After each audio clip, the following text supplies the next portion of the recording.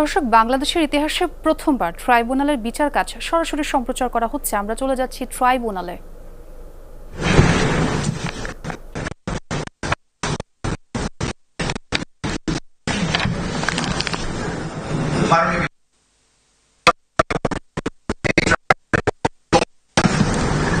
আমি শুধু একজন আইনজীবী নই, ইতিহাসের এক তরচাজা রক্তাক্ত অধ্যায়ের সশ্রদ্ধ ভাষ্যকার।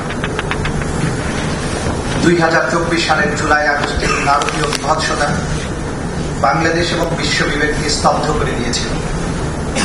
ক্ষমতা আঁকড়ে থাকার উদগ্র বাসনা, রাষ্ট্রীয় ক্ষমতার চূড়ান্ত অপব্যবহার করে ব্যাপক ভিত্তিক এবং পদ্ধতিগতভাবে মানে problem is that it is not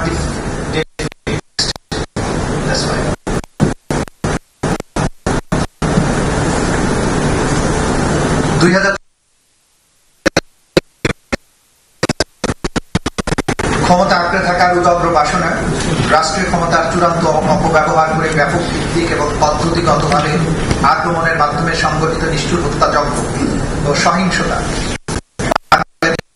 পরিণত করেছিল 56,000 বর্গমাইল। আমরা এই বিচার শুরু করছি জাতির ইতিহাসের সেই বেদনাদায়ক অধ্যায়ে সংগঠিত অপরাধের জবাবদিহিতা নিশ্চিত করতে, যেখানে নিরস্ত্র নিরীহ সাধারণ ভবিষ্যতের জন্য বৈষম্য এবং কোটা পদ্ধতি নামক কুপ্রথার অবসানের দাবিতে অহিংস এবং ন্যায়সঙ্গত আন্দোলনে অংশগ্রহণ করেছে।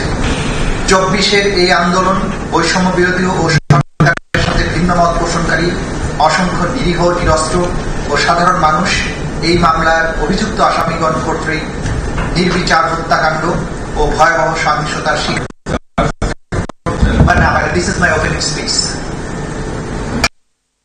তাদের নেতৃত্ব এবং নিয়ন্ত্রণে থাকা রাষ্ট্রীয় বাহিনী এবং রাজনৈতিক দল ও অঙ্গ সংগঠনের সদস্যদের দ্বারা সংগঠিত হয় হত্যা, অঙ্গহানি, গ্রেফতার, নির্যাতন, গুম ও চিকিৎসা প্রদানে বাধা, মৃত এবং জীবিত মানুষকে একত্রে পুড়িয়ে দেওয়ার মতো ঘৃণ্য মানবতা বিরোধী অপরাধ।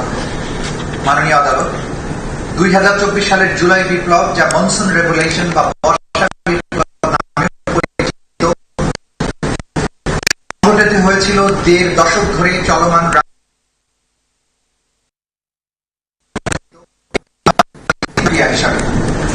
2024 সালের 1 জুলাই থেকে 5 আগস্ট পর্যন্ত সময়ে আসামিগণের নেতৃত্বাধীন সরকারের বিরুদ্ধে বৈধ চ্যালেঞ্জ হিসেবে দেখা দেয়া তরুণদের অবিস্মরণীয় জাগরণ নির্মূল করার উদ্দেশ্যে আসামিগণ সমস্ত রাষ্ট্রযন্ত্রকে ব্যবহার করে ওইসব মুক্তিকামী ছাত্র জনতাকে নির্মূল বা স্তব্ধ করে দেওয়ার উদ্দেশ্যে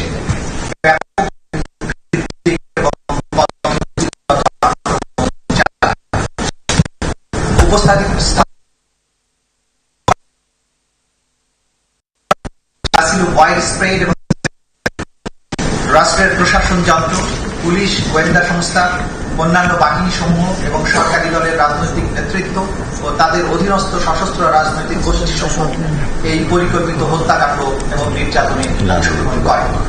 মাননীয় আদালত, এই বিচার বাংলাদেশের আভ্যন্তরীণ বিষয় নয়, বরং 2024 সালের জুলাই আগস্টে সংঘটিত মানবতা বিরোধী অপরাধ,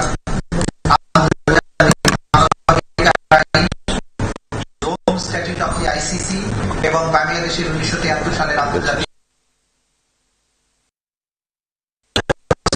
সেগুলো হচ্ছে প্রত্যক্ষদর্শী ও জীবিত ভিকটিমদের সাক্ষ্য, অপরাধ সংঘটনের সময় ধারণকৃত ভিডিও ফুটেজ, ড্রোন এবং সিসিটিভি ফুটেজ, আসামিগণের মধ্যে টেলিফোন সংলাপের অডিও ক্লিপস, ডিজিটাল এভিডেন্স সমূহের ফরেনজিক রিপোর্ট, আসামিগণের স্বীকারোক্তিমূলক জবানবন্দি, গণমাধ্যম ও সামাজিক মাধ্যমে প্রচারিত তথ্য, ছবি এবং ভিডিও, জাতীয়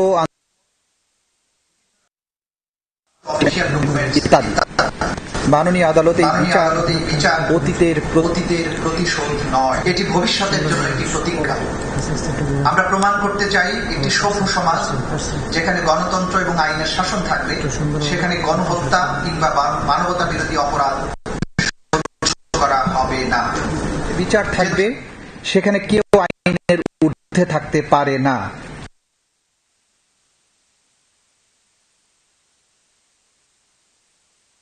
আমি শ্রদ্ধা ভরে স্মরণ করছি জুলাই বিপ্লবের সেই সব ভিকটিমদের যারা আর কোনোদিন তাদের পরিবারের কাছে ফিরে আসবে না।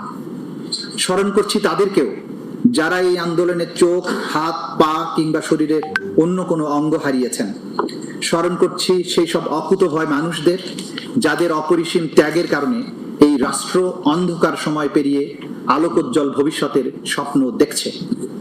এই আদালত এমন একটি সময়ের সাক্ষ্য বহন করছে যা ইতিহাসের এক অনন্য দলিল হয়ে থাকবে। আমরা চাই এই বিচার হোক নিরপেক্ষ, প্রমাণ নির্ভর এবং ন্যায় ভিত্তিক।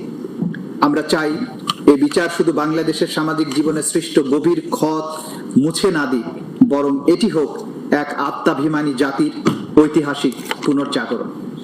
Much obliged, Your Lordship. This is the opening speech from the Chief Prosecutor. My Lord, we have submitted formal charge containing 135 pages, along with the other documents which contains 8,747 pages. এগুলোর মধ্যে ফর্মাল চার্জে আমরা মোট 5টি অভিযোগ এনেছি। সাক্ষীর সংখ্যা হচ্ছে 81 জন। তথ্যসূত্র মোট 5 খণ্ডে 2018 পৃষ্ঠা। জব্দ তালিকা এবং দালিলিক প্রমাণ মোট 8 খণ্ডে 4005 পৃষ্ঠা। শহীদদের তালিকা 10 খণ্ডে মোট 8747 পৃষ্ঠা। মোট 2724 পৃষ্ঠা। সর্বমোট ডকুমেন্টের পরিমাণ হচ্ছে 8747 পৃষ্ঠা। Your Lordships, এখন আমি ফর্মাল চার্জ উপস্থাপনের জন্য, ফর্মাল চার্জ যেহেতু অনেক বড়, 2000 আপনি ফর্মাল চার্জে একটা ইন্ডেক্স তৈরি করলে ভালো হয়। মানে এখানে আমরা যদিও হেডিং দিয়েছি এবং সেটা হেডলাইন আছে ফ্রিকোয়েন্টলি দিলেও অসুবিধা নাই। মালট You can submit an index. মালট will do মালট formal চার্জের আমাদের এখানে আমাদের বিজ্ঞ প্রসিকিউটর বৃন্দ উপস্থিত আছেন। আমি ওনাদের নামগুলো একটু পড়ে দিচ্ছি। মালট, আমার সাথে আছেন বিজ্ঞ প্রসিকিউটর জনাব আব্দুস সোবহান তরফদার, বিজ্ঞ প্রসিকিউটর জনাব মিজানুল ইসলাম, বিজ্ঞ প্রসিকিউটর জনাব গাজী মনোয়ার হোসেন তামিম, বিজ্ঞ প্রসিকিউটর BM সুলতান মাহমুদ, বিজ্ঞ প্রসিকিউটর শহীদুল ইসলাম সর্দার, বিজ্ঞ প্রসিকিউটর ফারুক আহমদ, বিজ্ঞ প্রসিকিউটর আব্দুল্লাহ আল নোমান, বিজ্ঞ প্রসিকিউটর আব্দুস সাত্তার পালোয়ান, বিজ্ঞ প্রসিকিউটর মামুনুর রশিদ, বিজ্ঞ প্রসিকিউটর হাসানুল বান্না, বিজ্ঞ প্রসিকিউটর SM মইনুল করিম, বিজ্ঞ প্রসিকিউটর শাইখ মাহাদি, বিজ্ঞ প্রসিকিউটর তারেক আব্দুল্লাহ, বিজ্ঞ প্রসিকিউটর সাইমুম রেজা তালুকদার, বিজ্ঞ প্রসিকিউটর SM তাসমিরুল ইসলাম এবং বিজ্ঞ প্রসিকিউটর তানভীর হাসান জোহা। মালট, আজকের এই আদালতের ঐতিহাসিক ক্ষণে আমাদের তদন্ত সংস্থার যিনি সমন্বয়ক জনাব আনসারউদ্দিন খান পাঠান, সহ সমন্বয়ক জনাব শহীদুল্লাহ চৌধুরী সহ আমাদের তদন্ত সংস্থার তদন্তকারী কর্মকর্তারা যারা অক্লান্ত পরিশ্রম করে মামলাটাকে এই পর্যায়ে নিয়ে আসেন তারাও উপস্থিত আছেন। মালট, ফর্মাল চার্জ 135 পৃষ্ঠা। আমরা সমস্ত কিছু এই আদালতে এই মুহূর্তে পুরোটা উপস্থাপন সম্ভব নয় বলে আমরা উল্লেখযোগ্য অংশ আপনাদের সামনে প্রেস করব। প্রথমে কিছু অংশ আমাদের বিজ্ঞ প্রসিকিউটর মিজানুল ইসলাম সাহেব, সামান্য কিছু অংশ, আর সামান্য কিছু অংশ জনাব আব্দুস সোবহান তরফদার সাহেব, এবং শেষ দিকে যে বেসিক চার্জের অংশটুকু সেগুলো আমি নিজে প্লেস করবো। এই striking aspects, yes madam, that we will do. মানে শুরুতে প্রথম অংশটুকু উপস্থাপনের জন্য আমাদের মাননীয় প্রসিকিউটর মিজানুল ইসলাম সাহেবকে উপস্থাপন করার জন্য আদালতের অনুমতি প্রার্থনা করছি। মাছ কোশ্চেন।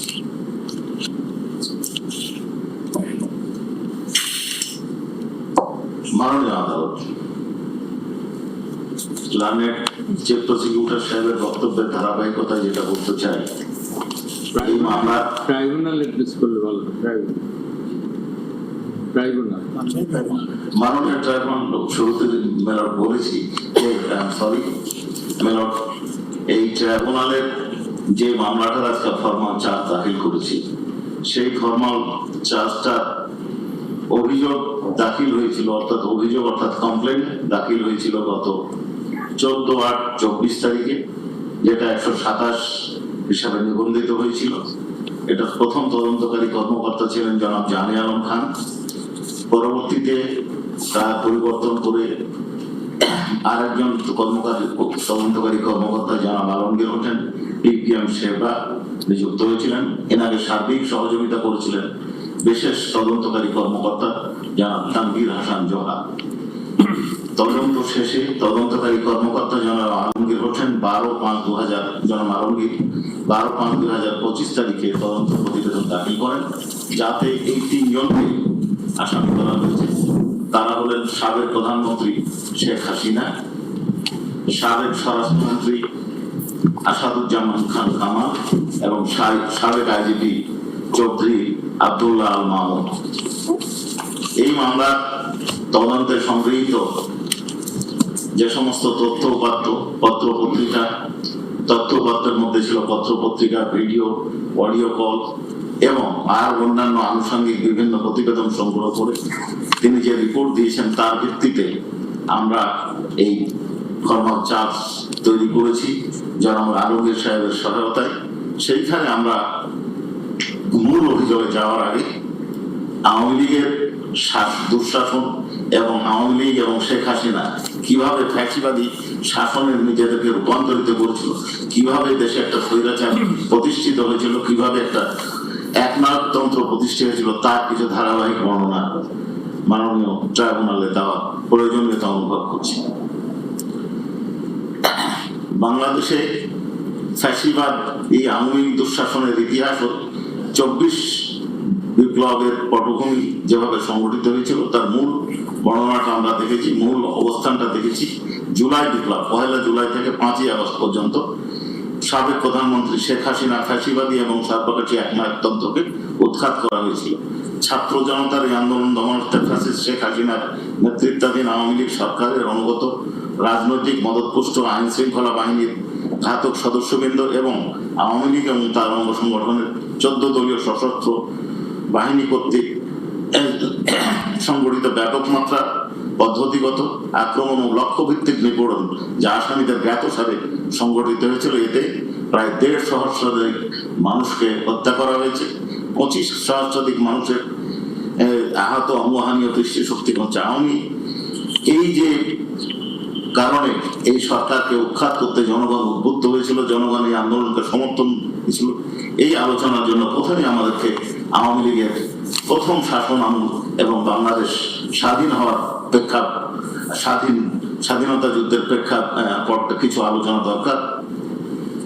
সদ্য স্বাধীন দেশ একটা সম্ভাবনার দেশ হিসাবে, গণতান্ত্রিক আশা আকাঙ্ক্ষা এবং সুখী সমৃদ্ধশালী দেশ হিসাবে প্রতিষ্ঠার আকাঙ্ক্ষায় জনতা এই দেশ স্বাধীন করলেও 1971 সালে স্বাধীন হলেও স্বাধীনতার পরপরই আওয়ামী লীগ সরকার তাদের জনগণকে প্রদত্ত প্রতিশ্রুতি লঙ্ঘন করে একনায়কতন্ত্র, স্বৈরাচার এবং নিপীড়ন ব্যবস্থা কায়েম করেছিল, যার প্রথম পদক্ষেপ ছিল রক্ষী বাহিনী গঠন।